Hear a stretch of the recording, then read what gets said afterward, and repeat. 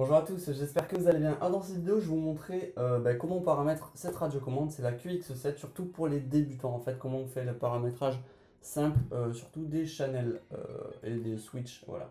Allez, c'est parti, je vous montre ça tout de suite. On allume la radiocommande. OpenTX. Donc, on va aller dans page. Non, on va sortir, voilà.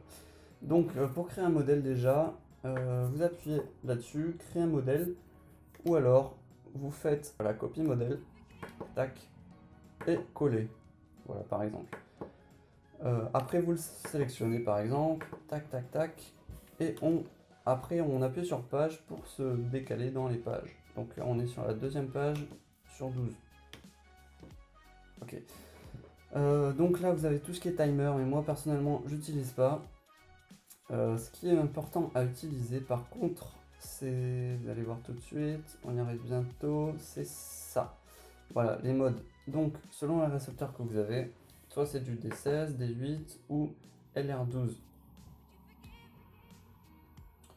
Donc, ou sinon, si vous avez un module externe comme un TBS, là c'est off, il me semble. Et bon, si vous êtes débutant, normalement, vous n'avez pas à toucher ça. Donc là, qu'on va sélectionner ça. Voilà, au début, il faut binder si vous ne l'avez pas fait. Donc, vous appuyez là-dessus, ça va clignoter au tout. Enfin, n'hésitez pas à aller voir mes vidéos où je montre comment on bind les récepteurs, ça sera plus simple, je crois. Parce que le but de la vidéo, c'est vous montrer plutôt comment on fait les channels et tout, et vous montrer un peu les premiers paramétrages à faire sur la radiocommande. Alors, donc là, on a du failsafe. Ouais, le failsafe, super important. Donc, si vous cliquez, soit vous avez no plus 6, donc il va tout couper, c'est pas plus mal. Ou soit vous avez custom, et là, vous customez comme vous voulez. Donc voilà, vous avez channel 1, moi c'est les gaz channel 1, et soit vous mettez non, soit vous mettez hold quand vous êtes ici en bas. Et après, ici le channel 7, comme je vais vous le montrer, là ça bouge parce que je l'ai activé. Mais si je veux mettre le buzzer par exemple, je le mets vers le bas, clac, et je mets sur hold. Voilà, comme ça, il va l'enregistrer comme ça. Après on va aller dans page. La page qui est super cool et importante, c'est les inputs. Donc, regardez ce que j'ai fait. Par exemple, là, edit, là j'ai mis des throttles et j'ai baissé par exemple le poids parce que normalement il a 100. Voilà, il a 100 et là il est levé. Mais là, je l'avais baissé pour castrer la machine. Donc, par exemple, si vous voulez moins de puissance, vous le baissez comme ça et vous mettez un offset. Regardez comme ça bouge plus bas pour histoire d'avoir un 0 quoi. Voilà, ici. Vous avez tout ce qui est expo. Donc expo, vous pouvez le bouger. Regardez ce que ça fait. Je vais plutôt vous montrer sur l'autre. Donc là, on est sur les throttles. Je vais plutôt vous montrer là-dessus. Edit. Et ça, vous pouvez le faire pour chacun. Je vous explique combien moi j'ai mis. Voilà, l'expo, j'ai mis 58 par exemple. Mais c'est énorme. Hein. 58, c'est pour vous montrer que quand on est au milieu, on a peu de sensibilité. On fait un grand mouvement et on bouge pas trop. Par contre, quand on est sur le côté, on fait un petit mouvement et on bouge relativement beaucoup. Sur les throttles, j'ai mis 10, hein, il me semble, et après 15 sur les autres. Pour ajouter ça, les petits sticks là, les petits bâtons, les petits interrupteurs, comment on les active? Eh ben, c'est justement là dans les inputs. Donc moi par exemple j'en ai mis un ici, je vous montrer vite fait. Edit. Donc voilà, moi, vous donnez un nom que vous voulez et vous cliquez là-dessus et vous bougez le stick que vous voulez. Moi par exemple pour le buzzer c'est là-dessus. Donc je bouge celui-là et comme vous voyez il clignote et s'active. Sinon si vous voulez changer vous pouvez changer la molette mais c'est pas cool, il vaut mieux changer avec en touchant le bon interrupteur.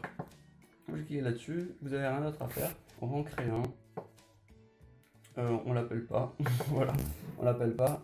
Tac, je fais bouger le SB par exemple. On retourne là et vous allez dans. Vous cliquez une fois sur page.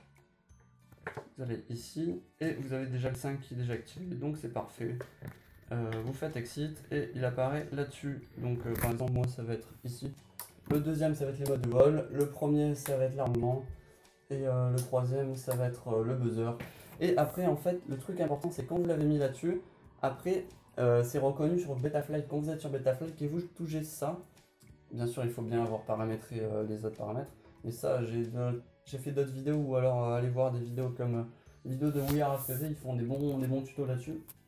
Sur Betaflight et Culture FPV peut-être aussi, je ne sais pas, donc allez voir leur chaîne, c'est vraiment cool.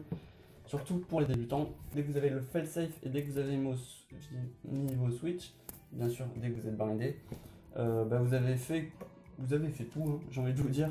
Vous avez fait tout, je vais vous montrer ce qu'il y a à faire, enfin, ce qu'il y a d'autre. Regardez, donc ça c'est pour la télémétrie, mais c'est pas le sujet de cette vidéo. Voilà. Après, je vais vous montrer des petits tricks en plus. Si vous appuyez longtemps ici, vous pouvez changer tout ce qui est date, heure, volume, et enfin plein de trucs cool, ou pas. Et après, voilà, vous avez le nombre des pages ici. Voilà, quand vous changez.